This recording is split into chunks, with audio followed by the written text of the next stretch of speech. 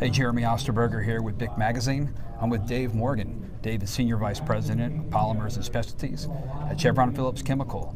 Dave just got off the stage at the Gulf Coast Industry Forum here in Pasadena. He was a keynote speaker. Hey, Dave. Hey. Good to see you. You as well. Thank you.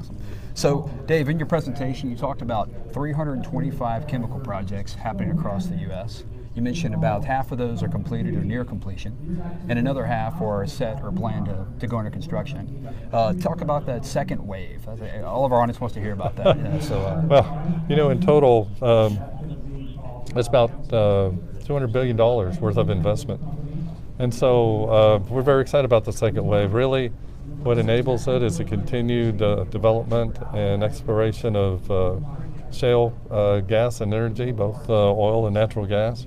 And that's driving the second wave. So the second wave is created because there continues to be tremendous demand for chemicals, petrochemicals, polymers around the world. All that driven by the growing middle class. So back in 2016, the global middle class was about 3.2 billion. By 2030, it's going to be 5.2 billion. So according to the Brookings Institute, it's the fastest growth of middle class we've seen. And so with middle class, people are able to have the affordability for things they didn't have before, such as shampoos and personal care items, even dishwashers, laundry detergents, things of that nature, and even cars that have a lot of plastics and paints and chemicals in them.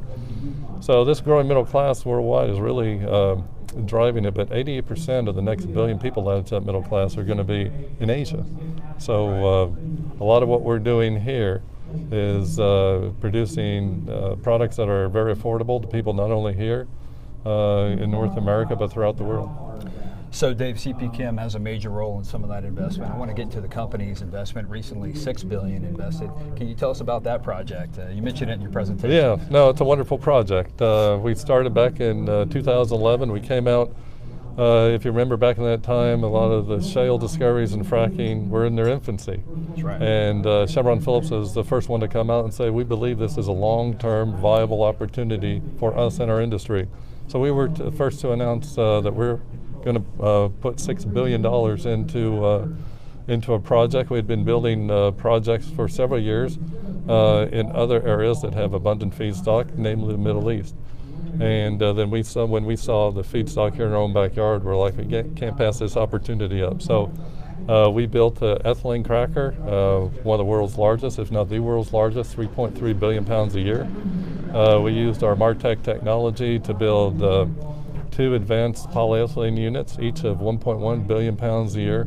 And those units supply polymers around the world. And those units are in Old Ocean, Texas. That's in Old Ocean, yeah. So the ethylene unit is in Baytown, Texas. The polymers units are in Old Ocean, Texas. And to give you an idea of the scale of these, we purchased 2,700 rail cars just in order to move this product around, not only within the U.S., but also get it to ports where we can export it to overseas markets. And of course, those are some of the key advantages here in the Gulf Coast we have to execute these projects and provide the export.